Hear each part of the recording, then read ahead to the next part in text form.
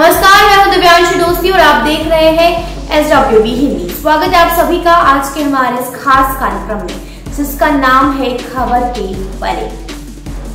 दो विशेषज्ञों के अनुसार कोरोना वायरस किसी भी जानवर से इंसान में नहीं आया था, बल्कि यह एक चीनी प्रयोगशाला में जैव इंजीनियर का काम था। वहीं द वॉल स्ट्रीट जर्नल में दो विशेषज्ञों द्वारा लिखे गए 6 जून के एक ऑप एड में इस बात का तर्क दिया गया था।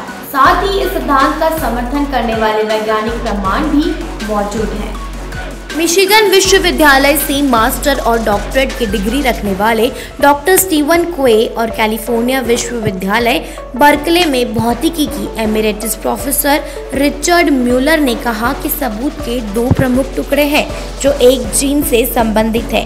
पहला है स्प्लिसिंग और दूसरा वायरस विविधता की कमी के कारण दुनिया भर में 170 मिलियन से अधिक लोगों को संक्रमित करने वाले प्रकोप के बारे में एक प्रयोगशाला उत्पत्ति का दृढ़ता से सुझाव देता है।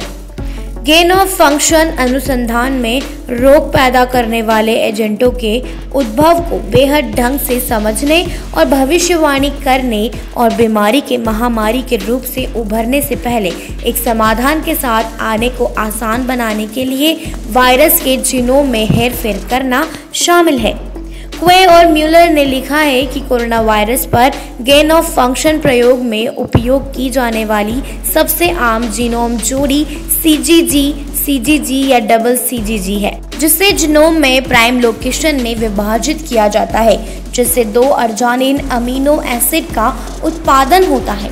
एक पंक्ति में और एक वायरस की घातकता को बढ़ाता है।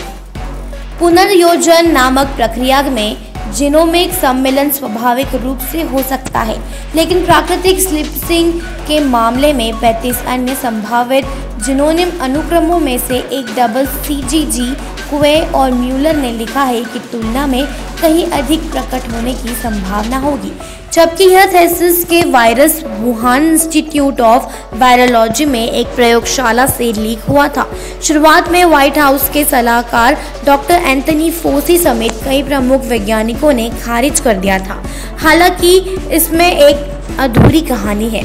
फोसी ने स्वीकार किया कि वे अब निश्चित नहीं है कि वायरस लैब से लीक नहीं हुआ था, जबकि राष्ट्रपति जो बिडेन ने अमेरिकी खुफिया विभाग को दोनों सिद्धांतों की जांच करने के अपने प्रयासों को दुगना करने का आदेश दिया था, जिसे उन्होंने समान रूप से प्रशंसनीय बताया।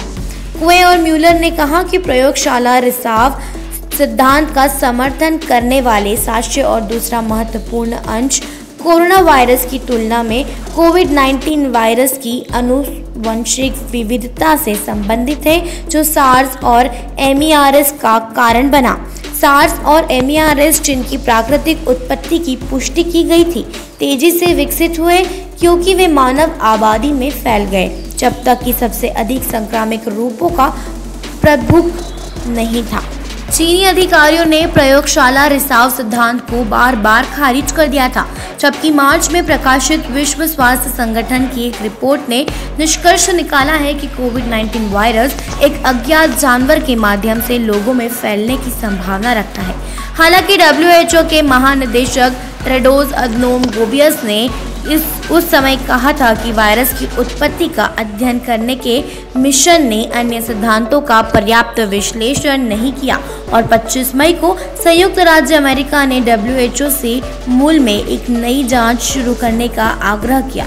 पारदर्शिता की आवश्यकता पर प्रकाश डालते हुए वायरस का मूल में एक नई जांच शुरू की गई।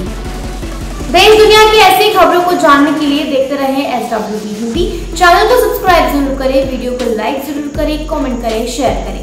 ये वीडियो देखने के लिए आप सभी का धन्यवाद।